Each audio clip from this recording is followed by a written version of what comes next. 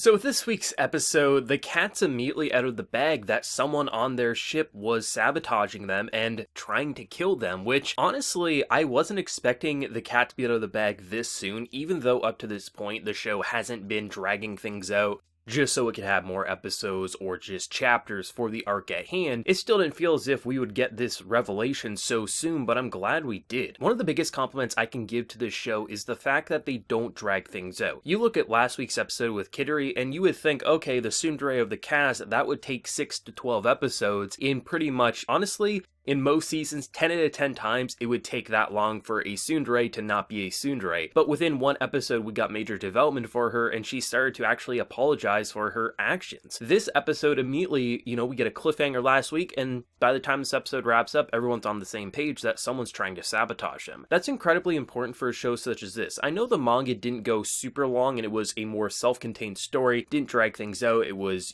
had an objective, and it went for it. And I'm glad the anime is doing the same thing, where it is snappy, but at the same time, it's not so snappy that it loses its charm and feels like things are being rushed. No, the pacing is actually quite tight. Two of these characters in this episode could easily have sabotaged and tried to kill them, those being Ugar as well as Yoon. And my assumption was last week, we have a quiet girl, someone who keeps apologizing, someone who keeps... Honestly, she's given side eyes in the background that you're like, okay, yeah, it clearly has to be her. Once you get this episode going and you see that it seems like she more just hates herself, which yes, hating yourself could easily be a cause to be manipulating and killing this entire cast, but at the same time, it seems like the reason she's like this is because her mother pretty much emotionally abused her all her life and kind of made her feel like she had to just not be a part of anything because she would get in the way. From that small snippet of backstory, it seems like that's what's happened. So, on one hand, I think she still could potentially be the saboteur, but at the same time, she could easily just be a red herring because of emotional trauma. So then you say, okay, Ugar, because, he's doing some shady things in the storage room, but then he ultimately helps fix the ship and shoot the critter on the ship so they could, land safely. But then you say, okay, but he does have a gun.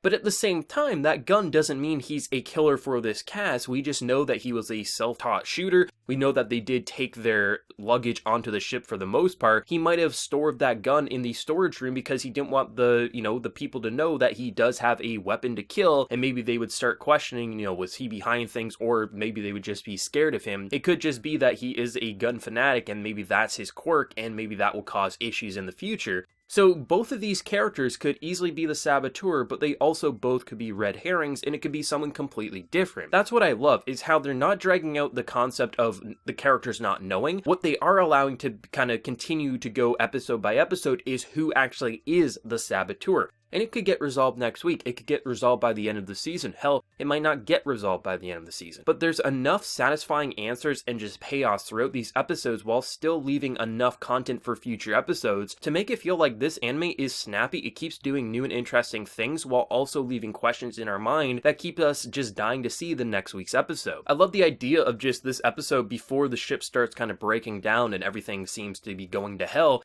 is we just get Kanata just not feeling like he knows what's going on, because everyone he looks at easily could be the person behind this, but at the same time, they easily shouldn't be the person behind this, and it drives him insane, as it does with the viewer, because even though we do have the eagle-eyed view, we can look at the shady characters in the background, we also get their personal motivations, their point of view, their just mentalities, and we see that both of these characters who look shady on the outside easily could not be shady on the inside once we get to know them, as we learn with the whole gun fanatic fiasco, as well as being emotionally scarred by your mother, or who seemed to be your mother based on the kind of backstory in this episode. And that's what I loved about this week's episode, is even though it did have its comfy charm as similar to previous episodes, just having them be pretty much just high school students, just kind of bantering and almost playing like they are in a club room when really they could easily die in any given moment. It still felt fun and genuine and just allowed for that lighthearted nature to pop up when acceptable, especially when the whole bombshell gets dropped that, hey,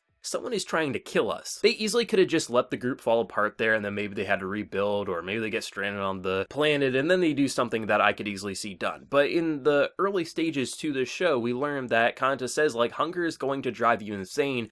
Don't think on an empty stomach. And when everything seemingly is going to shit, Aries' stomach rumbles, and then they have a snack, and then immediately Kittery isn't mad anymore, because hunger can drive you to do stupid things, and sometimes you just need that breathing room to say, maybe I was acting out, we don't know who's the traitor, and we shouldn't jump to conclusions. This could easily be a cliche plot point of they all fight, they all break apart, someone gets killed, someone gets lost. Instead, they had an anime scene of, oh, look at that, someone's hungry, isn't that cute and adorable, but it actually allowed for serious growth to show that this cast is more than a one-trick pony, and I adore that. When it got into the actual just critical situation of holy shit, everything is going wrong, I think they did an interesting job as each episode has had a moment where easily they could lose their life, whether it be creatures on a planet, whether it be them floating in space, or this time, their ship is coming crashing down onto a planet. Can they restore power? And can they do this in just 9 minutes? And watching them all kind of help out Yoon, it just felt as if she was so self-conscious about herself that she felt like she couldn't help people because of her emotional scarring.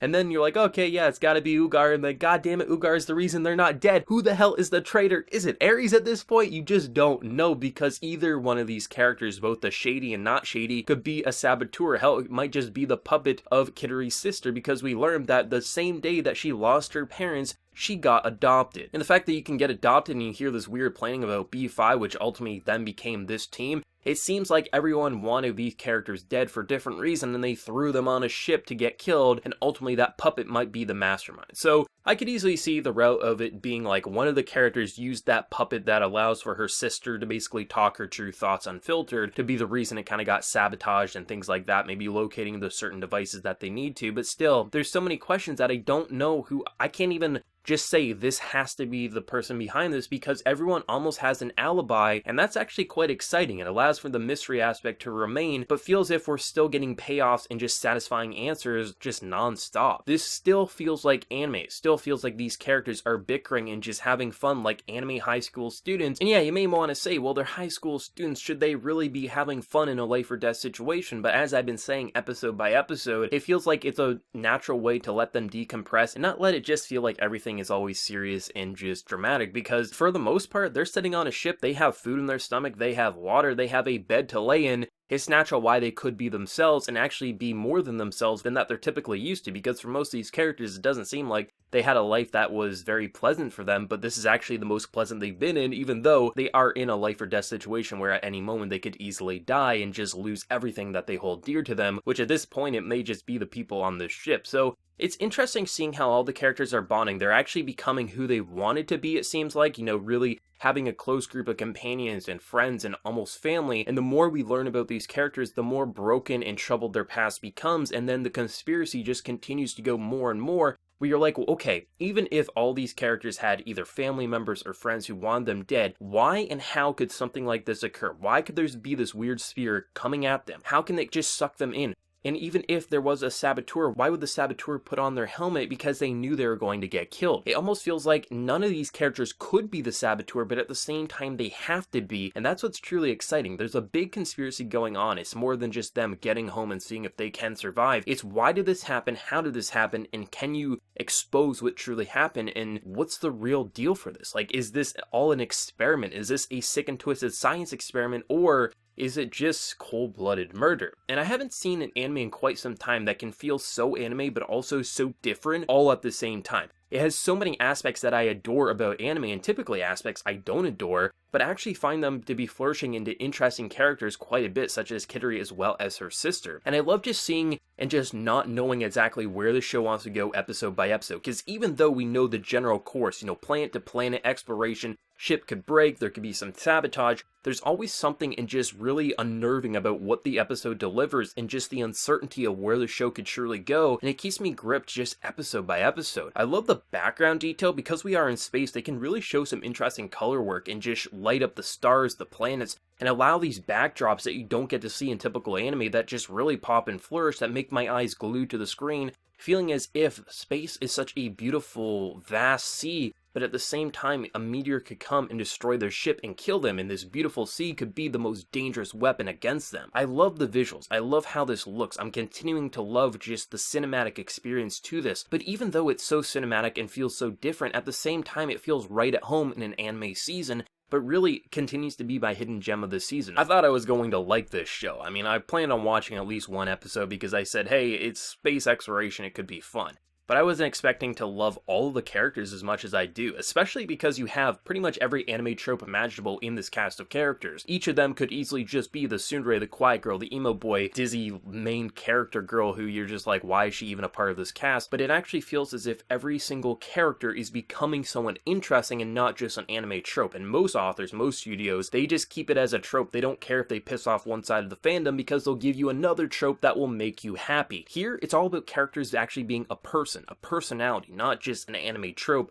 and in doing so, within one episode, they immediately become someone emotionally gripping. Voice actors continue to be on point, the soundtrack continues to just capture this really complex atmosphere quite well, and the visuals are just really making it feel like we're in space. The floating mechanics, just the way the devastation can come and just eat away at you. It feels as if this is one of this season's best anime, and there really isn't much competition, in my opinion, for Hidden Gem, because this is a show that, even though I know did win awards, no, source material won some awards, it's a very popular manga, there's quite a few people in my boat who didn't know that and just thought it would be another random look at a bunch of school characters not suffering, they're in space, look at the fun high school hijinks, and then no, this is actually one of the more intense sceneries and just survival stories that I can recall in quite some time. I thought episode 3 was fantastic, just really allowing the cast to flourish and make the mystery of who killed who or who's trying to kill who really not have a clear answer, and that's exciting for me. I'm sure some people are going to have like, this is who it has to be, but for me, I feel like everyone is equally probable. It could easily be red herrings, or it could easily be someone we aren't expecting. But learning exactly about the puppet and just the backstory and just all these characters, I'm excited for episode 4. What can I say? I love this show, I love where it's going, and I can't wait to see where episode 4 is going to go next week. But let me know what everyone thought.